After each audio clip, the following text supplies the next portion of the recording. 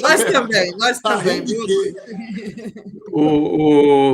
Lindbergh, conta para a gente o passa-moleque que foi feito com o governo nessa questão do IOF, porque estava todo mundo em festa junina, às 11h30 da noite o cara disse que vai votar. Vocês estavam esperando a derrota já, né? Mas não dessa maneira, né? Não, deixa eu te contar. Quando a gente soube, via Twitter, às 11h35, que tinha a pauta, que ele divulgou no Twitter, porque ele sempre aprova as coisas no Colégio de Líderes. Nós já sabíamos que tinha sido uma coisa endereçada, a gente já sabia que estava bem planejado. Eu quero primeiro dizer uma coisa a vocês. Para mim, está muito claro os motivos. Podem ser vários motivos. Mas se tem uma coisa que pesou, foi quando a gente fez aquela negociação para reduzir o IOF e apresentou uma medida provisória. Na verdade, houve uma coalizão econômica e política para tentar derrotar o governo. Porque mas não foi combinado aquilo, Lindbergh, aquilo não foi combinado lá na casa do Mota, que ia reeditar o decreto e ter uma medida provisória, taxar as bets, taxar LCI, LCA. Você estava até atrás, lembro que na coletiva você estava ali atrás do Haddad. Não, é isso que todo mundo estranhou, porque na coletiva falou o Haddad, falou o presidente da Câmara, Hugo Mota, e falou o Davi Alcolumbre. Eles, naquela coletiva, diziam que tinha sido uma reunião histórica. Aí, no outro dia, mudam tudo. A minha opinião é que teve uma coalizão econômica. As bets, na medida provisória, a gente aumenta a taxação de bets. Você sabe que as bets, elas têm muito poder no parlamento. Foi combinado entre vocês, mas vocês não combinaram com as bets, né? Digamos Parece assim. Isso, mas não foi só bets. Veja bem, a reação é porque a nossa proposta é muito boa. Tem uma decisão do presidente Lula. E eu confesso a vocês aqui, encantado com a dedicação e a força que o Haddad está jogando nessa bandeira também, da tributação dos mais ricos. Aí nós botamos, bets tem que pagar mais. Qual foi o outro ponto? LCI e LCA. Isso aí eu vou chegar depois nisso. Mas antes disso, taxação dos grandes bancos no Brasil. Verdade. Você sabe que aqui tem uma coisa que só tem no Brasil, juros sobre capital próprio. O JCP. Só o Itaú tem uma isenção por causa dessa JCP de 5 bilhões. Então, você calcula o dinheiro que tem nisso aí. Então, os bancões não gostaram. Aí teve o aumento das fintechs também. Tem fintechs que são verdadeiros bancos, Nubank aí, e que pagava 9% para 20%. Aí tem um outro ponto, desonerações tributárias, e isso não é aumento de imposto, viu, pessoal? Isso aqui é gasto tributário. Nós temos 800 bilhões de isenções. Então, tem a proposta do corte linear. Aí junta mais gente contra o negócio. LCA e LCI, que eles ficam com essa conversa de que nós vamos atrapalhar investimento no setor agro, no setor... Nós estamos falando aqui da questão do imposto de renda, porque tem isenção zero do imposto de renda. Então, quer dizer que uma professora de uma rede municipal, um gari, paga 27,5%. E se eu vou comprar título, fazer aplicação, um investidor, em LCA, além do dinheiro que eu ganho, na hora de retirar, eu não pago imposto de renda. Então, veja, as propostas nossas foram muito bem feitas, tiveram acordo, mas, para mim, houve uma reação, uma coalizão econômica e política por isso. Aí eu volto ao livro do Raimundo Faoro, que eu tenho falado sempre, Os Donos do Poder. Isso é a cara da elite brasileira. Porque é muita hipocrisia. Eles fazem um discurso, eu fico vendo nesses fóruns econômicos. Um dia desse, viu o Joesley, que as contas públicas são insustentáveis. Nós temos que desvincular o salário mínimo da Previdência, ou seja, eles querem que o aposentado ganhem menos que um salário mínimo. Mas na hora que eles são cobrados, aí é uma grita, cheio de isenção, cheio de desigualdade tributária. Olha, eu te confesso, viu? Eu confesso, pessoal, que é uma coisa que esse debate chega a me revoltar. Da tamanha cara de pau, falta de empatia dessa elite brasileira. E eles estão optando o quê? Quando derrubaram o IOF? Jogar para tentar inviabilizar o Lula, garrotear o Lula, porque o Lula vai ter que cortar de programas sociais, né? E eles querem isso. Na verdade, eu quero encerrar para passar para vocês. Gente, não é só luta de classes, Miola. É a disputa centavo a centavo do orçamento com os mais pobres.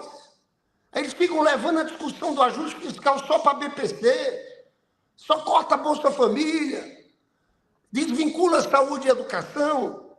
Então, é isso que a gente está enfrentando. A minha felicidade é que eu estou vendo que o presidente Lula quer comprar esse debate político. Diz, olha, nós não vamos ficar... esse o jogo do Congresso?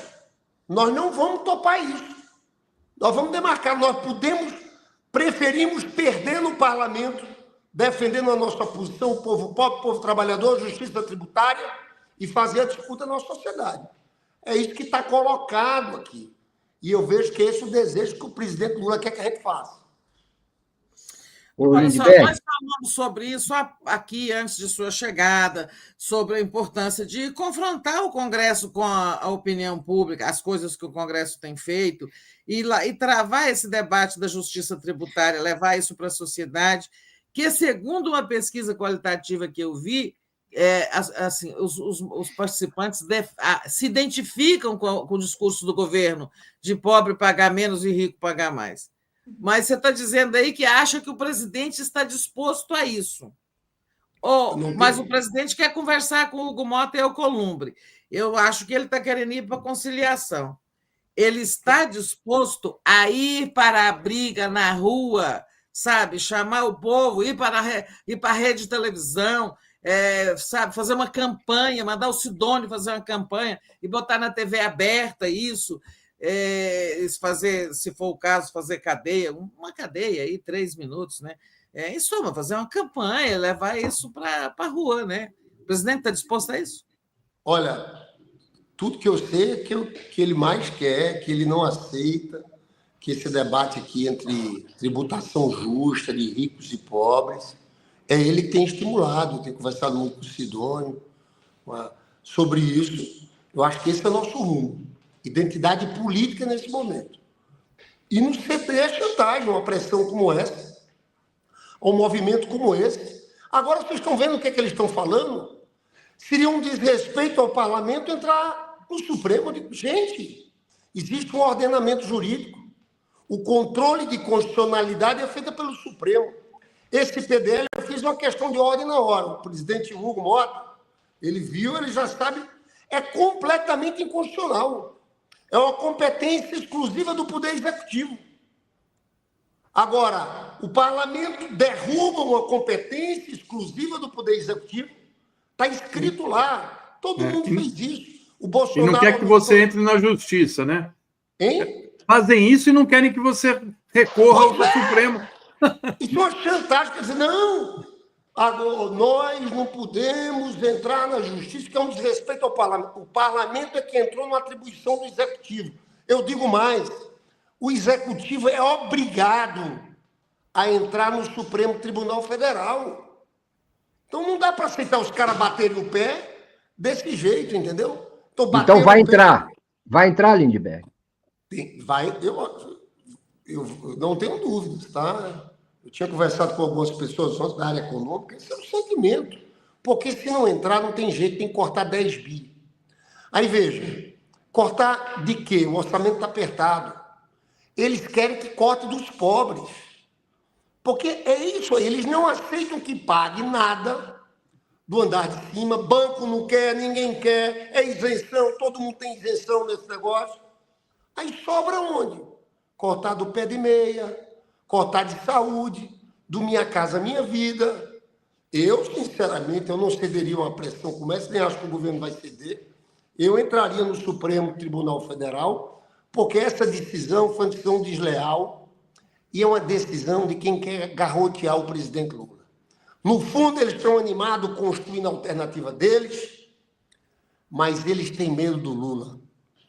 Então, eles querem atrapalhar o Lula, querem tirar dinheiro do Lula, porque tirar dinheiro do Lula, tirar dinheiro do orçamento, dos programas sociais, é para gerar crise. Então, Lindbergh, quer dizer que vem mais por aí, não é? Da parte deles. Vem, e veja bem, quando você perde, você pode dizer o seguinte, puxa, o fim do mundo. Né? O fim do mundo, perdeu ali no parlamento. Não só eu, o governo está mais preocupado no debate com a sociedade. Ontem foi uma coisa assim, no debate, eles ganhando e a gente na ofensiva no discurso. Eu disse que tenho orgulho dessa posição nossa. Nós estamos do lado dos trabalhadores. Então, veja uma situação como aquela, a gente levando uma sua, que a votação foi grande no parlamento, e a gente com um discurso ofensivo. Nós estamos ganhando o debate nas redes, pessoal. Vê lá, ricos paguem a conta. Vai lá ver como é que está no Twitter. Tem todo tipo de... Nossa turma foi para cima. Porque é um debate justo. Acabei de ouvir isso numa emissora dessas empresas de comunicação grande aí, que a população está com essa visão mesmo, né, de que é uma briga contra eles. Você sabe, Florestan, a pesquisa que a gente tem da isenção de imposto de renda de R$5.000, tem 75% de aprovação popular. Quando a gente fala da tributação de ricos que não pagam, dá 80% de aprovação. E aí eu falo mais a você. É que os números são tão escrachados. Você sabe o seguinte, aí e eu quero dizer que tem um outro debate, ontem eu falava com o Sidônio, nós temos que ir para a ofensiva na história que a gente está aumentando imposto.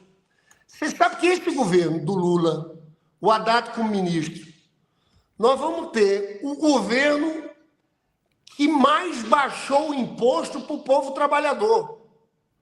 A gente tem que enfrentar isso também, Tereza. Você sabia que no governo Bolsonaro e no governo Temer, a tabela de imposto de renda ficou congelada em R$ 1.903. Ou seja, quem ganhava acima de 1.903 tinha que pagar imposto de renda. Nós já subimos isso para R$ 3.036, que são 2 salários mínimos. Hoje, quem ganha até 2 salários mínimos não paga imposto de renda. Quando a gente chegar a R$5.000 no próximo ano, eu fui fazer um estudo.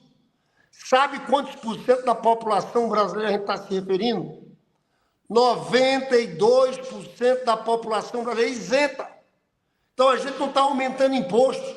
A gente está diminuindo o imposto do povo trabalhador e exigindo uma compensação que eu digo até vocês, é até suave. Esses projetos nossos estão sendo até moderados, porque, veja, eu falei do gari, da professora que pagava 27,5%. Você sabe que o 0,01% mais rico do país, nós estamos falando aqui em menos de 50 mil pessoas, eles pagam uma alíquota efetiva de 1,76%. Aí a gente está querendo que pague 10%. É moderado, com a comparação internacional e mesmo aqui no Brasil. E essa grita toda, entendeu? Eu acho que se isso fica claro de que lado a gente está, do lado do povo, do lado do trabalhador. E eu sinto muito ânimo, e vou dizer outra coisa, eu nunca senti uma unidade política tão grande no nosso campo e no governo. Que bom. Né? Tem uma energia, vamos para a luta, vamos enfrentar essa turma. Miola quer fazer uma questão aí. Não, Lindbergh, esse projeto da isenção de imposto de renda até 5 mil, que está sob a relatoria do Arthur Lira, qual é a expectativa que tu tens? Como é que está a tramitação? E o que ele tem sinalizado sobre esse projeto? Que é uma engenhosidade muito interessante que o governo está propondo, né, da solução para isentar a tributação do 0,01%, esses 144 mil afortunados que ganham mais de R$1 milhão por ano, não é? Você sabe que esses 144 141 mil pessoas, na verdade são 006. Aquele... É muito pouco, né, Miolo? É muito pouco. Projeto muito bem feito, porque entra em temas como lucros e dividendos, mas coloca esse limite, esse imposto mínimo de 10%. Qual é a questão aí? A questão aqui é que a gente tem que aprovar tudo até setembro. Então, a nossa expectativa é que o relator Arthur Lira apresente o relatório antes do recesso. Porque se deixa para depois, o tempo começa a ficar apertado. O que me chama a atenção nessa derrubada do IOF foi um movimento claro para impedir, para atrapalhar o Lula. Você, quando tira o dinheiro, quando tira o recurso, o parlamento podia dar recado em cima de vários outros itens, mas foi logo tirando dinheiro. Eu fico com a preocupação, mas de dizer assim, puxa, mas se aprovar esse projeto, o Lula vai ficar muito forte. Mas veja bem, mas tem um problema para eles. Enrolarem para não aprovarmos esse projeto de isenção até R$5.000, também tem um preço alto, porque as pessoas querem isso. Mas eu fico preocupado com esse tempo, porque eles podem tentar empurrar isso um pouco, porque o efeito político disso, eu acho que eles calculam. No fundo, essa coisa do IOF mostra que eles têm muito medo do Lula. Sabe que o Lula já se recuperou em situações outras, que a gente pode recuperar a população, até porque a economia está crescendo. Nós estamos com o menor desemprego da história nossa. Nós estamos com a menor desigualdade da história nossa. Nós estamos com a maior renda dos trabalhadores da história. Se a gente fizer políticas Lula na rua falando, então vocês vejam que tem uma antecipação da eleição de 2026 também nessas medidas. Agora, o Lindbergh, me diga uma coisa, como é que vocês estão se preparando para a CPMI do INSS? Porque eles já deram mostra do que eles vão fazer, né? Olha, eu sinceramente... Eu acho que essa turma do Bolsonaro vai se enrolar na CPI do INSS. As informações que tem é que tem gente graúda deles, o Onyx Lorenzoni foi ministro. A gente está botando a nossa turma mais arrojada. Já escolhi o Pimenta, estamos vendo aqui Rogério Corrêa, Alencar, Orlando Silva, estamos montando a nossa equipe, a nossa turma. Eu tenho dúvidas se esse vai ser um tema totalmente quente do outro semestre, como eles querem, ou vai ser uma coisa meia... Porque eu estou convencido que, veja bem, a investigação que vai desmontar tudo isso está sendo feita pela Polícia Federal, eles vão pegar todo mundo. E eu sei que quem está... Eu estou vivendo no parlamento, essa CPI vai ser a CPI do grito, da confusão, Investigação mesmo, a única investigação que podem fazer é pedir quebra de sigilo, pede informações à Polícia Federal. Eu não sei se isso vai virar o centro da pauta, porque a pauta nós vamos estar com essa bandeira de imposto de renda indo para frente. Tem outros temas, tem um julgamento do Bolsonaro que vai acontecer. Então, veja, aqui é uma sucessão, cada dia, vocês são jornalistas, cada dia que Lindbergh, fatos novos. Lindbergh, e tem um evento importante em relação a isso que você está falando, de neutralizar essa CPI, que em 24 de julho o governo vai começar a ressarcir as pessoas, né? É claro, deve ter outras fases de operação, ressarcimento das pessoas, aí vai ficar uns malucos bolsonaristas gritando do lado de lá, a Polícia Federal revelando as coisas. Eu acho que a Polícia Federal está anos-luz na frente desse processo todo, entendeu? Eu ando muito descrente desse papel do parlamento. Eu fui senador, fui deputado antes, em outro momento da história. Eu já disse isso, mas eu ando com muita saudade daqueles tucanos de antigamente. Gente, a gente era feliz e não sabia, porque a gente debatia, fazia número, aí eu conversava com o Serra, com a Luiz Nunes Ferreira. Agora é uma loucura. Eles falam qualquer coisa, é grito para lá, grito para cá, querendo fazer... E eles pedem, gente, tem uma coisa que é o seguinte, quando você tem tempo para argumentar, eu tenho, inclusive, desestimulado a nossa turma, não cai nos gritos com ele, não cai na provocação deles. Porque quando a gente baixa a bola e vai para o argumento, cara, não tem como eles ganhar de nada. Diferença de realização do governo. Você sabe, Tereza, tem um autor, eu quando queria gozar uns amigos meus, às vezes Como vencer um debate sem ter razão, de Schopenhauer. É mais ou menos a situação deles, entende? Quando a gente para no argumento, é impossível. Às vezes tem gente que diz, puxa, Lindbergh, você é bom no debate contra os caras. Eu digo, não é que eu sou bom, é porque é impossível eles ganharem em qualquer número de economia, em qualquer comparação de governo. Entende? Então, eu acho que a gente tem que tentar, na medida do possível, não entrar nesse jogo deles, dos berros, baixar a bola, argumentar, e agora, cada vez mais, nessa questão da tributação, de justiça tributária, muito argumento, muitos números, porque é para essa turma ficar com vergonha, essa elite brasileira, com o que acontece aqui nesse país.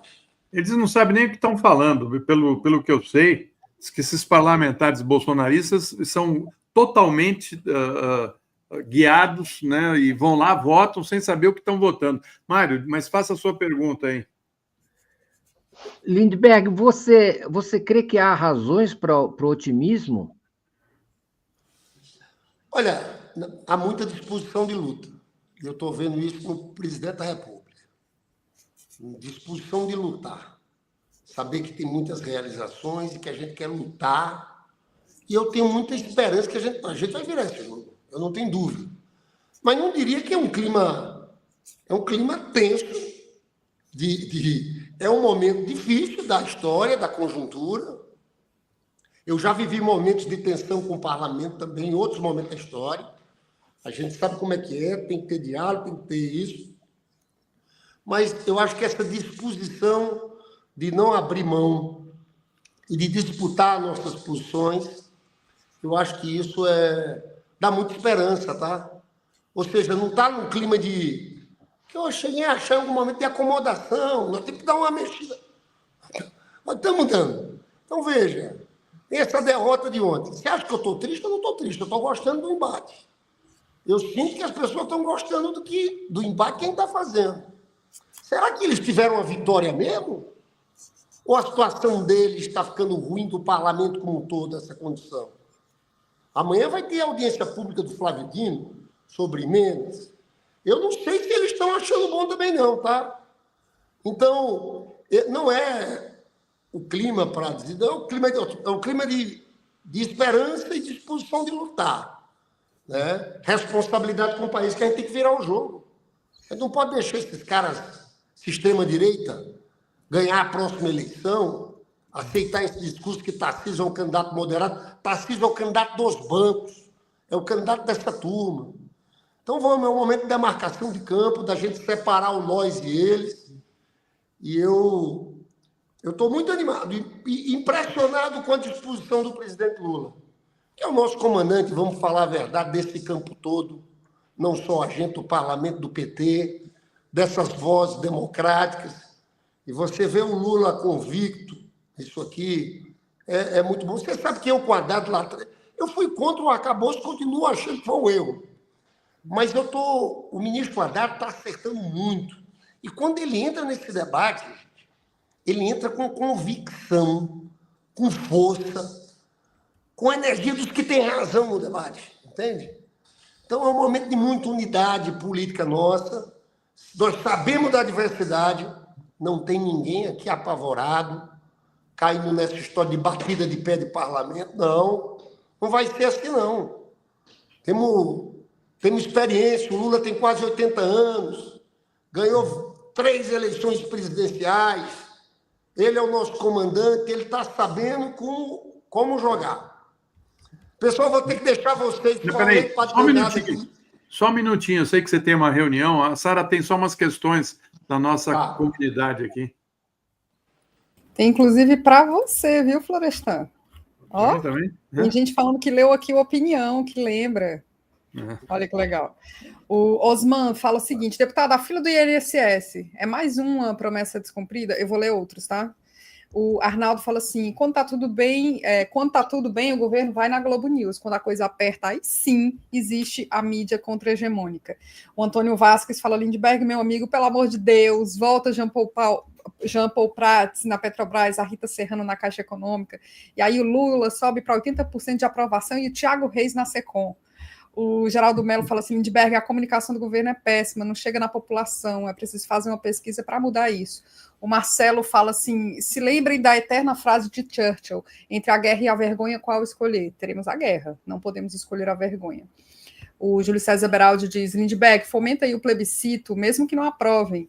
O Clydes fala: então será que é melhor fazer crochê? O Pedro Rodrigues fala: Lindman, gostei do apelido, Lindman. Nunca esqueça que o capitalismo central usa o setor financeiro para fazer lobby antinacional no Congresso. Organize aí a classe trabalhadora, viu? A Selma pede, pelo amor de Deus, para repassar aqui, que ela lembra demais de você da AMES, da sua época. O Alexandre fala: só o Brizola e Bolsonaro acabaram, no final das contas, né, peitando a Globo. A Shirley Lima, viu, Florestantes, que lia a tua coluna no Opinião. O Luiz Parra diz assim: o que o Congresso de extrema-direita mais quer? Barrar o aumento do IOF ou corroer o apoio a Lula? Tem esquerdista fazendo trabalho para a extrema-direita. O Júlio César Beraldi fez a correção que o Mário e a Tereza já comentaram, né? A Kátia fala: com relação a essa imensa parte podre do Congresso, é necessário uma investigação profunda sobre como se dá a compra de votos dessa bandidagem. O Caê Maia fala que o Lula meteu um golaço hoje na favela do Moinho, né? Foi um acordo habitacional gigantesco e Tarcísio não compareceu. O Alexandre fala: Lula não fala mais com o povo. O Geraldo Mello diz: a comunicação péssima, horrível, eu voto no PT, mas eu estou extremamente irritado. A propaganda está morta, não chega na população. O José Aquino diz: se o governo não tem o que falar com o povo, é melhor fechar as portas. A Cíntia diz que o maior erro foi tirar o Paulo Pimenta, que foi uma injustiça. A Maria Lourdes está falando, que adorou aquela propaganda das balanças, aquela que a gente viu, Florestan. Linda, o José Aquino fala: gostei, hashtag Congresso inimigo do pobre. O José Aquino fala também: Hugo Mota realmente tem uma carinha de moleque, né? Se iguala ao Congresso. O Alexandre diz que está na hora do presidente Lula descer do muro, é muita coisa, gente. O Carlos Alberto Veloso Lopes fala: interferir em ato legal de um poder sem apontar o vício que permitiu a tal intervenção de outro poder é inconstitucional, tem que judicializar sim. A Elizabeth Coutinho fala: a alegação dos congressistas do Centrão é que o país não... isso aqui eu já li, e deixa eu ver se eu... E tem só aquela foto do Lindy, o desenho do João Pedro aí. O João Pedro te mandou um desenho. Não sei se a João Sara Pedro pode... é um querido, João Pedro é um querido, gente. Ele esteve aqui em Brasília. E a relação dele com o nosso embaixador dos autistas. A relação com vocês, 247, é uma coisa impressionante, aí, né? Olha que Olha bonito. aí, que legal. Minha filha, Bia! É que a minha Bia fez 15 anos. Ô, João Pedro, que coisa linda! Eu quero isso aqui, gente. Ela tem 15 anos, a Bia, eu lembro quando ela nasceu. Anos, a minha moça, Tereza. Não, mas ficou lindo isso aqui. Eu quero fazer, quero ampliar isso, João Pedro. Isso. Vocês mandam para mim? Vou mandar para o Paulo. Ele manda para o Florestan, o Florestan te manda. Eu vou te mandar. Tá bom? Eu creio que a Sara, quando leu todas as mensagens, quero cumprimentar todos que participaram aí. Mas ela sabe que eu acho que ela não está querendo que fale, porque eu nem não dá para. Eu já não sei mais qual foi a mensagem. Obrigado. Tchau. Um abraço. Tchau. Boa luta. Tchau, muito obrigado. É isso, gente. Nosso tempo acabou aqui.